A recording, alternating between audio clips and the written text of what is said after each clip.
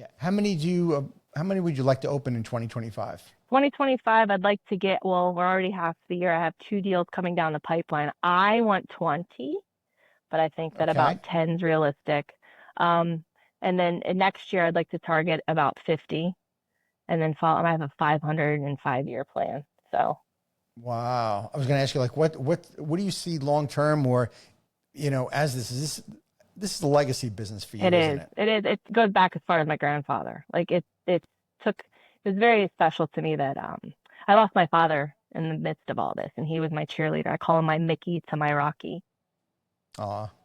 It was my mom's idea, but she was always a stay-at-home mom because my dad went out and did the business. And then same thing with my Mhm. grandfather. My grandmother stayed behind the scenes, my nonna, and pushed her husband to go do the job, right? So when my Mhm. grandfather, my nonna passes, and my grandmother, nonna, she goes, it was always me. She's like, I pushed him. She's like, now you're on the front line. She's like, I did that so you could go out there. Now you go do it. And I was like, thank you. And then my mom too. So I come from Wow. so entrepreneurial women who always wanted to do it, but the Yeah. generation didn't allow for that. So Sure. now that I'm able to be mom and front leader, Right. it means a lot more to me. So which is why I need my hand in it. So I have 100% of the company now. I have PE interested, I have Shark Tank I bet you do. interested. So it's a big decision for me because it's my heart and soul behind this, right? And it's Hmm. disruptive and it requires somebody who says, "Where's the brick wall? I'm blowing through it." Right. And I'm here showing up for that in that way. Wow. Yeah. Could you ever imagine that you'd be here where you are with all that's going on, 10 years ago? Always knew I was gonna do something big, and I didn't know Hmm. how, but I was gonna. Hmm. But no, I couldn't imagine being on the trajectory I'm on now and just how mind blowing it is at every corner of the leagues that I'm now in. I'm sitting at the Hmm. table with CEOs of some very big popular brands in these conventions and conferences because it's such a welcoming and open community, and it's a Sure. small one. So it's humbling. It's so rewarding, even when you have a discovery call. It's so rewarding that other people see your vision and they want it for their own. Hmm. Where it was always rewarding to feed people at my tables. Like it was always an honor to have you choose my restaurant when there's 100 other ones. Like, thank you so much for Right, coming right, here. Thank you so right. much. So now they want to buy your business, and that's like an ultimate compliment. And now I need to Absolutely. show up for them to help them become successful in ways that you know I have to be Yeah. prepared to do. Tony, kind of franchising aside, what do you think advice maybe you'd give to other founders that are starting out and they feel intimidated? Mhm. And you're somebody who is doing it and you're in the beginning, yet you've done so much already and you're a beginning part of your franchise journey. But what would you tell an emerging founder that's starting out that feels intimidated about getting into this and starting to franchise? And what do you think it really takes to be successful? Sure, grit and tenacity first and foremost. So whatever passion is inside of you and you knew that you had this desire to make this idea come to fruition, when you take it to franchising, it's a little intimidating in the sense that you're taking your masterpiece and you're asking others to buy into it. And it's Hmm. almost vulnerable. It's definitely unknowing. It's something as a planner and as a project manager, you can't manage. You can't manage the growth. You have to be patient with the process and trust the process, right? Hmm. Instant gratification is something an entrepreneur strive for. We love that, right? Like, good job, that worked. Let's do Right. it again. Or that didn't Sure. work. Get the reward. Yep, that didn't work. Oh, let's do it over again. Like, you just have to be patient and you have to trust the process and be confident in what you've created thus far to bring it to the table and learn and ask questions. To go and show up to these conferences. Maybe you don't have the money to put into, $10,000 a month to get a lead or five or 100. But you do, if you Hmm. have the money, I'd say first invest in yourself and go to these conferences and listen and, learn from people who are on their way back that tell their stories, share their stories. Platforms like yours that's perfect for learning. There's a certain magic in someone wanting to tell you their biography to where the knowledge is right at your fingertips and just have that confidence keep that candle burnt and burning bright inside of you, that you had that confidence to show up for yourself to get this far, keep showing up Hmm. for yourself to get a little farther each day. And if you keep doing those little baby steps and you keep committing to the bigger picture, eventually you're gonna look up and you're gonna be like, here, right? Because you're just Right, worried about right. those steps. So it's definitely not an overnight sensation. I mean, I am struggling the most in my first year of how slow it is to get off the ground, because I'm like, all right, who wants one?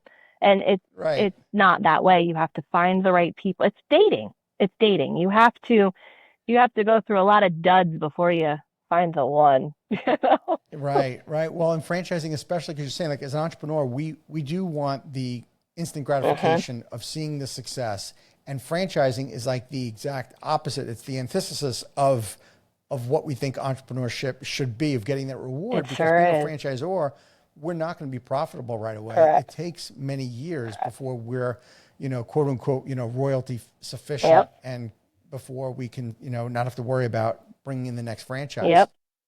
So it is definitely not for the faint of heart to go Mhm. into franchising, and it's definitely not the quick making a quick buck. Nope, it's a long game. I keep explaining that to my team. We got to stick to the performance, stick to the plan, Yep, try to get what we need to do to get this far ahead, and then it'll show up 6 years from now.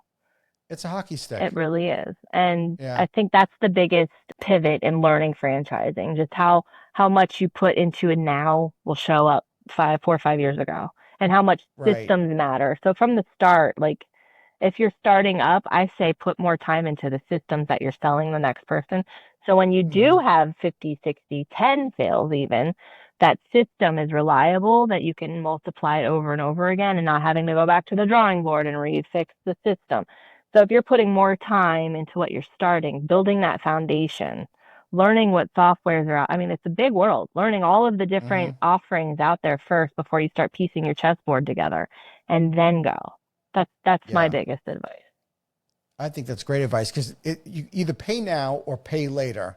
So you might as well get it And it's done. all expensive. Get right. And it only gets more expensive if you have to correct all the problems that you didn't get worked out Right. in the beginning. Right. Yeah. Right.